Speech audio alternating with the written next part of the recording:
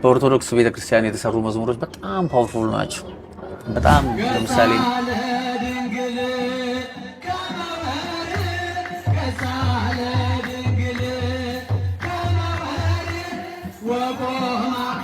በማረከኝ በህይወቴ በዘመኔ ፍቅር ማረከኝ በህይወቴ በዘመኔ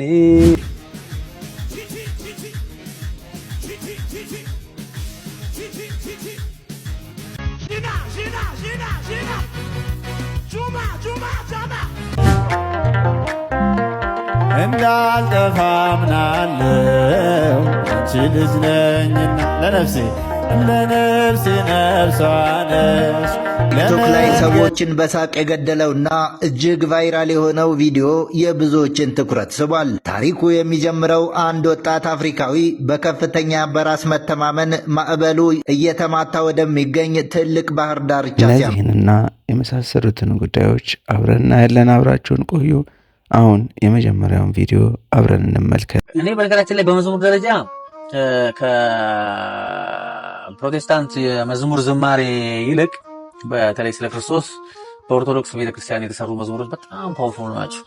በጣም ለምሳሌ ምንዳዬ ድሮ የሚዘምሯቸው መዝሙሮች ማለት የክርስቶስ እንዴ ፍቅር ማረከኝ በህይወቴ በዘመኔ በጣም በጣም በጣም የሚነኩ በጣም ብለዋልና እኔም ስለምወደው እስቲ ያንተ መረዳት ኃይለኛ ስለሆነ ፍቅር ማረከኝ በህይወቴ በዘመኔ ፍቅር ማረከኝ በህይወቴ በዘመኔ እግዚአብሔር ለኔ መድኃኒቴ ፍቅር ማረከኝ በህይወቴ በዘመኔ ይላል።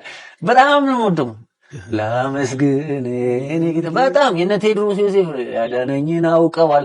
በጣም በቃ ወንጌሉን ቁጭ ነው ያደረጉት። እንደዚህ አሁን ቴዲ ዮሐንስ ወንጌል ምዕራፍ 9 ቁጭ ትዝታው ስመሰክር አይኔን እንዳበራ በጣም የሚገራርሙ ሜሴጆች አሉ።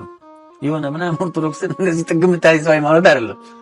ይሄ ዝም ብሎ መድረክ ላይ ሽሽ ምናምን ከማለት በጣም በማስተዋል የሚዘመሩ መዝሙሮች ናቸው። በጣም ወዳቸዋለሁ። ሰሞኑን ቲክቶክ ላይ ሰዎችን በሳቅ የገደለውና እጅግ ቫይራል የሆነው ቪዲዮ የብዙዎችን ትኩረት ስቧል። ታሪኩ የሚጀምረው አንድ ወጣት አፍሪካዊ በከፍተኛ በራስ መተማመን ማዕበሉ እየተማታ ወደሚገኝ ትልቅ ባህር ዳርቻ ሲያመራ ነው። ወጣቱ ልክ እንደ ነቢዩ ሙሴ እጆቹን ወደ ላይ ዘርግቶ ታላቅ መንፈሳዊ እልህና ቁርጠኝነት ይህን ባህር ለሁለት ከፍላለሁ በሚል ስሜት ወደ ማዕበሉ ይገሰግሳል። በዙሪያው የነበሩ ሰዎችም የዚህን ዘመናዊ ሙሴ ታላቅ ተአምር ለመመልከት በጉጉትና በሳቅ መካከል ሆነው ስልካቸውን አውጥተው መቅረጽ ይጀምራሉ። ነገር ግን ተፈጥሮ ለዚህ ወጣት ታላቅ በራስ መተማመን ዕውቅና የሰጠች አልመሰለችም። ወጣቱ ወደ ውሃው ተጠግቶ እጆቹን ዘርግቶ ትዕዛዝ መስጠት ሲጀምር ባህሩ ለሁለት ከመከፈል ይልቅ በአንድ ጊዜ ተነስቶ አንድ ግዙፍና አስፈሪ ማዕበል አምጥቶ በቀጥታ አናቱ ላይ ያሳረፈበት።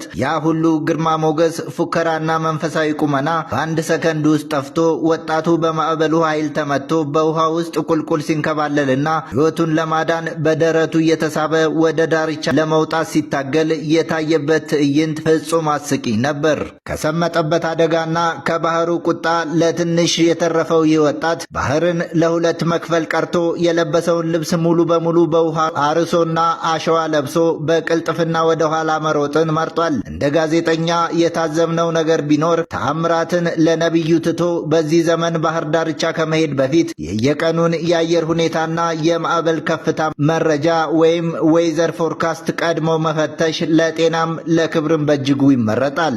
ገብርኤል ከሰማይ ኤልሳቤጥ በምድር በአንድ መሰከሩ ስለ ድንግል ክብር ሳሊለነ ብሎ ተማጽኖ ባንቺ ስም የተጠቀመ እንጂ የተጎዳ የለም። ለነፍሴ ነፍሷ ነሽ እንዳልጠፋ አምናለሁ አንቺ ልጅ ነኝና ለነፍሴ ነፍሷ ነሽ ለመንገዴ ፋና እንዳልጠፋ አምናለሁ አንቺ ልጅ ነኝና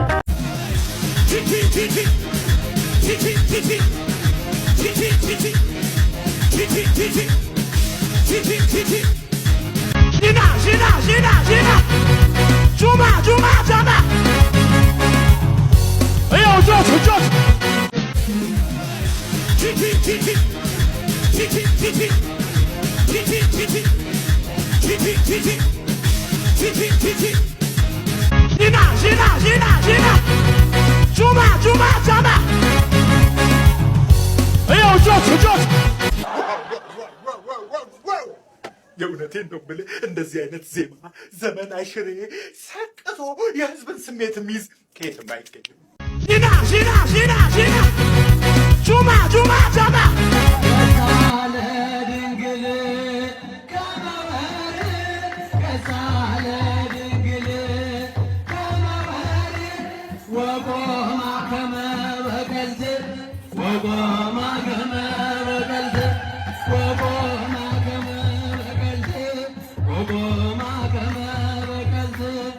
እንግዲህ ውድ ተመልካቾቼ ቪዲዮውን አብረን ተመልክተናል።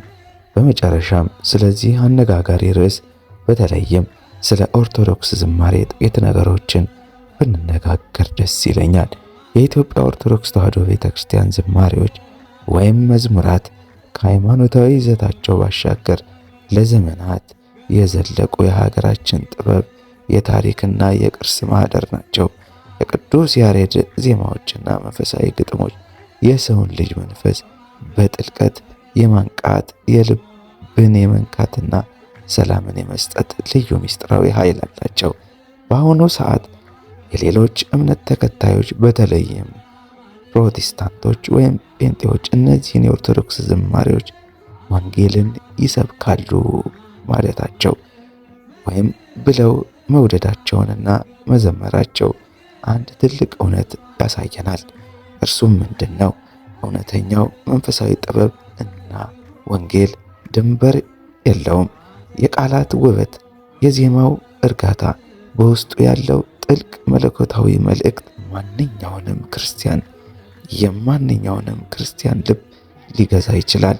ይህ መስተጋብር በሰዎች መካከል ያለውን ልዩነት አጥብቦ በጋራ እሴቶቻችን ላይ እንድንነጋገር በር የሚከፍት ሊሆን ይችላል። ሆኖም ግን እያንዳንዱ እምነት የራሱ የሆነ ስርዓትና ዶግማ ስላለው አንዱ የሌላውን ዶግማ ቀኖና ወይም ሲጠቀም በአክብሮትና ማንነቱን ሳይበርዝ ሊሆን ይገባል። እዚህ ላይ አስምረውበት የሚለውን ሐሳብ የብዙዎቻችን ነው። የኦርቶዶክስ ዝማሬዎች ምንጊዜም የኢትዮጵያ ክርስትና ትልቅ ምሰሶዎች ናቸው። የኦርቶዶክስ ዝማሬዎች ምንጊዜም ለኢትዮጵያ ክርስትና ትልቅ ምሰሶዎች ናቸው። እናንተስ በዚህ ሐሳብ ላይ ምን ትላላችሁ? ፓስተሩ ያደረገውንስ እንዴት አያችሁት? ከታች ኮሜንት ላይ አስቀምጡልኝ። ቪዲዮውን የወደዳችሁት ካላችሁ ላይክ ማድረጋችሁን አትርሱ። የሚቀጥለው ቪዲዮ እስክንገናኝ ቻው፣ ደህና ሁኑልኝ። ያም ሚዲያን ሰብስክራይብ ያድርጉ፣ ቪዲዮውን ላይክ ያድርጉት። እስክንገናኝ ደህና ሁኑልኝ። ባይ ባይ።